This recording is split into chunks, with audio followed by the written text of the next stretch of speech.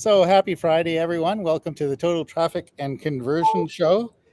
Today, I'm broadcasting from Steveston, British Columbia. It's near Vancouver, and it's a little on the river, on the Fraser River, lots of bistros and things. And we're talking about restaurants and bistros and such today by some coincidence. So our topic today is magnetic marketing for your food business. And I think the subtitle was Let Them Smell the Coffee. So I'm going to give a little bit of a background. We've been talking with some people in California they're rebranding. They had a coffee shop, and they're rebranding to a bistro. They've changed the name, and basically, the new business needs more attention, more or less starting from scratch. So that's what we're talking today, and we may have some representatives from the region pop on at any time now, or not. So, and I said we're just going to go by. So, Betty, you know something more about this. You've probably seen the area, you know the town where it's at. Do you want to describe the bistro as they're envisioning it? And it's open. Right. It's open and it's in an area of a well-to-do town that has good foot traffic. And the business has had a loyal following while it was a coffee shop. So it's a well-known local business. But the problem here is that the locals don't know what the business has become now. And you discovered that when you look for it online, it's listed as being closed. So Yeah. this is clearly not helping the business.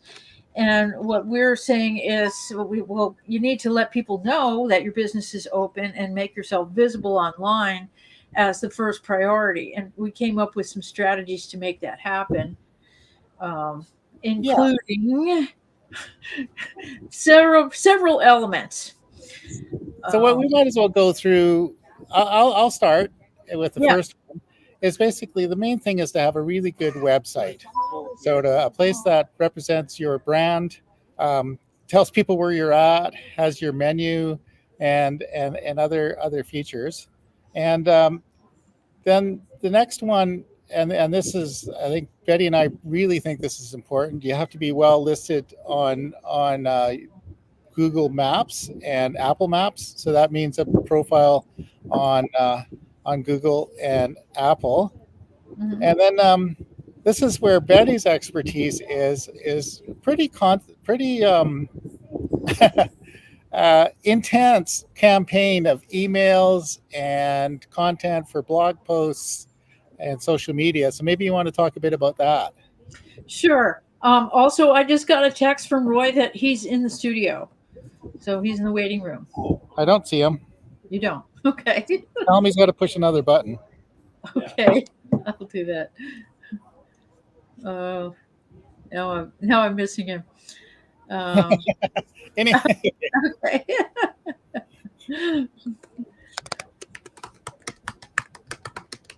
anyway, yeah. So I'm gonna just Betty's background is she's a writing coach, a content writer, and and one of the things that we've been doing with our clients. So there's our Roy, Oh, good.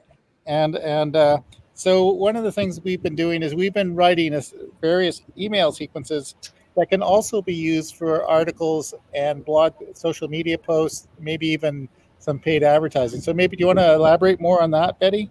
Sure. Well, yeah, I think that, excuse me, in the case of this particular business, they need some website copy that is very much to the point and gives people a feeling of what the experience is. Now, excuse me, Sylvia is saying she can't get into StreamYard. I don't know why. But anyway, so what we're looking at in a restaurant business is what kind of an experience it is. Yes, you have to have great food and terrific coffee and everything else. What are they going to experience when they're there? To me, that's the beginning of effective marketing for this type of business. And so there's that part. There's blogging to put on the website that would outline. Well, here's like what makes a great cappuccino, for example, or how a what the variety of croissant that we have. I don't know. I don't really know what would be their favorite specialty to highlight, but clearly Yeah. I consult with the restaurant owner and say, what do you want to highlight? You know, what do you want to be known for? What's your wine menu like, and so on, Yeah. and come up with something that made people want to be there. And so that's I think one of the things you said was experience, right? yeah, So I think really it all starts with a really great experience through people who come to your establishment. They get good service, get great food, and then they share that with others. So, and that's the challenge for online is you have to somehow translate that great experience into an online presence. And one of the ways of doing it that's on our list is get reviews on the various review places like Yelp. yes, yes. And And then we're also talking about direct mail. and direct mail, yes. So that's the other thing is because it's such a local business. It's the um, so local print advertising. We're talking about direct. What we mean by direct mail is either some kind of brochure or a postcard that gets mailed to a physical address in the region. And the other thing about the print media thing is it can be used for posters and handing out. Um, just to give a local experience. So something like a restaurant, a brick and mortar places, a restaurant especially or bistro is especially very local and print oriented. So Troy, we skipped past a lot about the online presence with maps. Do you want to talk a bit about that? Sure. Yeah, a Google Business Profile is really an important thing to have these days because it gets you on page one if we set it up for you. Otherwise, you may not get to page one for a while. It takes a lot of companies 6 months before they get there. But with your Google Business Profile, a lot of times you can get there much more quickly. And it also indicates, I mean, there's so many things you can tell with the Google Business Profile, and it can work so well for you because you can post with it. You can combine it with the website to do all kinds of good things. It's just about mandatory to have it. And a little bit of a challenge to set it up these days, but we can do that for you. So it really isn't an issue. Very, very important thing to have as part of your overall marketing method. Yeah, no, that's awesome. So some of the things that Betty's been talking about with these little posts can also be posted on your Google and Apple profiles, I believe. So the other thing is I think that's very important. It's actually very important for almost any business, but it's especially important with a food related business. Is retaining your customers, retaining your and one of the best ways we've talked about dentists, and most dentists will use some form of newsletter to keep in touch with their clients. But this works really well for restaurants and bistros and other things. Just follow what Starbucks does, right, with their emails and their text messages and their social media about new events and specials. Yeah. Something we were talking about earlier, and you mentioned it in your post on our site, is the you were talking about how failure of a pizzeria to recognize the opportunity to show up at the cruise ship with pizza samples because they would have gotten an order from everybody. And I remembered an event that I was at years and years ago to promote local businesses at the county fair, and the weather was terrible and very few people sold anything. The one lady who sold out was the one who walked around with a plate of hot cookies. Everybody bought a cookie, no matter whether you made any money or not. You had to buy a cookie, and so she walked away with all the money. So that was, an important feature is Oh, and then there's a great story about Mrs. Fields cookies. I just remembered this. That I forget who it was that was saying that she was across the street from when Mrs. Debbie Fields started her bakery, and she wasn't getting any sales from the people who were getting out of the office across the street. And my friend, whose name escapes me, told her to put a fan blowing the scent of cookies into the street. And all of a sudden, everybody who got out of the office smelled the cookies and went in and bought a cookie. So it worked.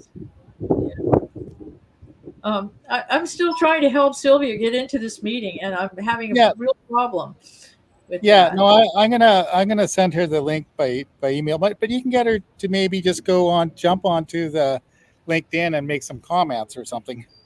Yeah, that's what I'm trying to find, the LinkedIn event to send to her. But okay, so you're emailing her the StreamYard link. Okay. Yeah. So what's next on our hit parade of things to talk about? Okay, why don't you? I'm going to take myself off, try to help with Sylvia, and why don't you talk about how this content can be used for paid advertising campaigns? All right. Okay, there we go. You never know where you're going to end up with here. So that's right. That's what we're all about. Is we are spontaneous and creative. We go with the flow, regardless of what kind of current it is. We'll pick up the oar and steer into it.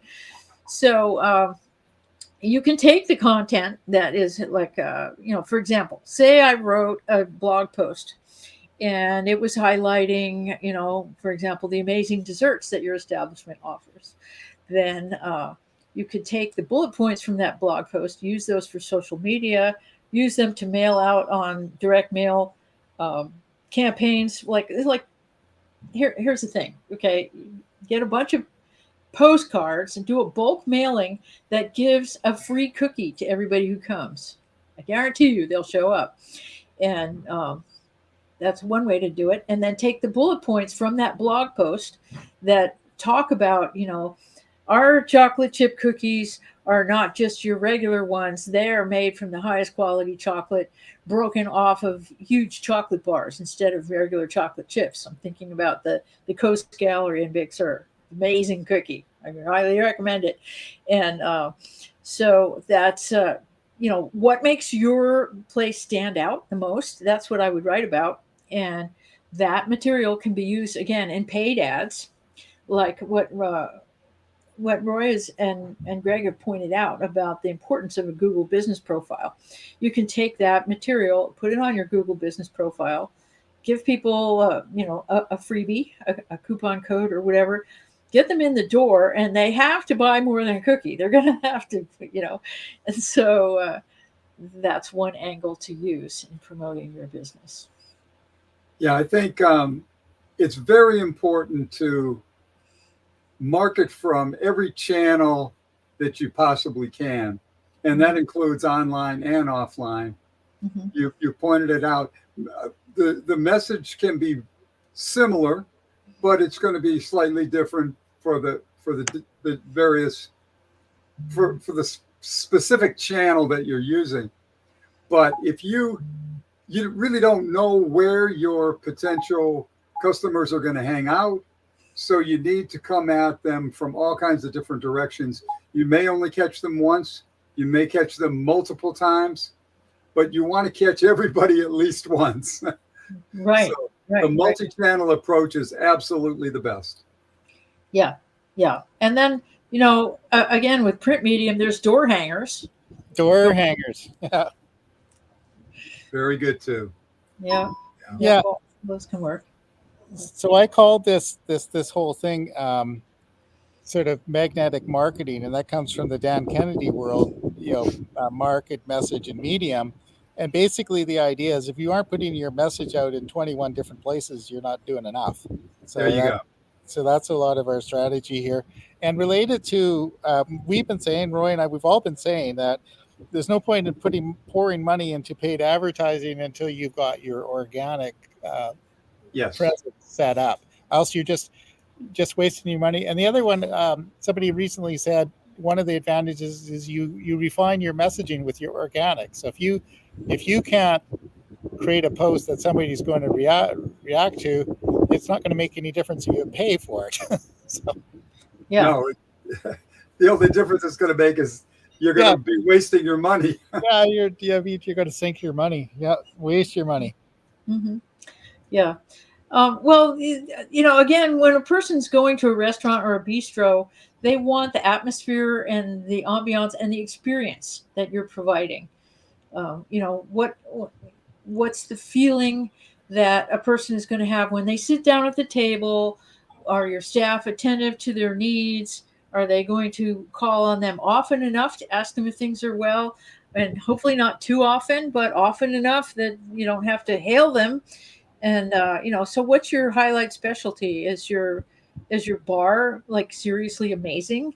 Then let people know. And I certainly remember when I've had good service. I've had a few servers that were just absolutely phenomenal, and I'll go back because of the service. And if your establishment is relying on one or two good servers and a few not so great, then you have to make sure the bar is pretty high for everybody. Right. Agreed. Yeah. And then what's your target market? For example, in a coffee shop, a transformation from a coffee shop to a bistro. The coffee shop, you've got the breakfast crowd. They're there for coffee and brunch or whatever. But with a bistro, you have an expanded presence and you're moving into the evening. So it's a different demographic. One of the things we talked about in our previous conference about this business, for instance, is that the evening crowd tends to be people who live in the area. They're of a slightly older group than the morning crowd. And once they find a place that they like, they're going to go there a lot. They're going to go there every week, possibly, or definitely once a month, because it's a destination for them. It's someplace they can go out and have a good time. It's not too much of a hassle to get there. And they know that they're supporting a local business. Residents who have been in the area want to support local businesses and get to know their neighbors. So the bistro has an opportunity to really cultivate a local following in that way. Yeah, and going back to what Roy was saying with the Google Maps and Google things, is your business is local, but it's also, you can become a destination for people to go. I went to a bar in Singapore because it was mentioned in a review, and cost me a small fortune. But and in the little town where I was hoping Bonnie would come on. She's been working at a little native Bannock shop called Kukui, and they've been doing their marketing pretty well. Now people are coming, instead of driving by the little town, they pull off and they come there and they go have a coffee, and then they get some Bannock to go on the road. So it's got a bit of a reputation now. At some place, it's not a Tim Hortons, it's not a McDonald's. It's got some character to it. Yeah, and that's the word, character. What's the character? What's the personality of your establishment? And who's your ideal diner? Diner. So it's Sylvia's having troubles connecting, and I'm just going to say one of the homework assignments that we're going to give to Sylvia. It's one of these things, if you don't show up for the meeting, you get voted president. Anyway, I think she's already gone out and taken a lot of photos at the bistro because she lives there and she knows the place. But I'm also going to see if she will go and do some video there. Maybe interview some of the people who work there, do some sort of diners and dash kind of interviews with the patrons there. Just get some buzz, because nothing says I want to go there than some really attractive video and photos of food and talking to people who enjoy it. Yeah, real good. Yeah, I like that. And video or just photos taken with a digital device is really the most important thing, because it's worth a whole lot more to Google and Bing than taking it in a non-digital format where it's not known where it was actually taken. Yeah. But you actually prove that that's the establishment with the latitude and longitude that's indicated on a digital device. Yeah, so, there we go. Timestamp right there. So yeah, it's so important as far as the search engines are concerned, because they're trying to eliminate people who are trying to game the system. And if you've got something that you really want to show, and take it with a digital device, and if you put this kind of thing on your Google Business Profile, it just makes that profile so much more powerful, and the search engines will drive people there. Good points, Roy. Yeah. Anyway, I just I'm going to put out an invitation to anybody watching this. If you have any questions, and also if you want to, just type in your favorite bistro or diner anywhere in the world. Oh, that would be nice to know. Yeah, we could talk about those. Of course, this one will be eventually everybody's favorite. That's right. From what I hear, it's really pretty dynamite. Yeah. Yes, I can't. I'm in the sun. I can't see what I've typed, so I'm going to send it anyway. Forget the spelling. I do have this thing. I do have a little thing that scrolls along the bottom and it says Greg types like a drunken monkey, and so that's true at any time, and it's even more true when I can't see the screen. Yeah. So any last comments here other than come talk to us? And I'm just gonna say a lot of the things that we've talked about it in terms of a food related business, but it's really things that almost any business could use. And there are a few things that are different if you have a brick and mortar place, but a lot of the online stuff is the same. Right. The same strategies that we've just been talking about for a food place can also be used for gift shops and things like that. Yeah, gift shops, art galleries. Mm-hmm.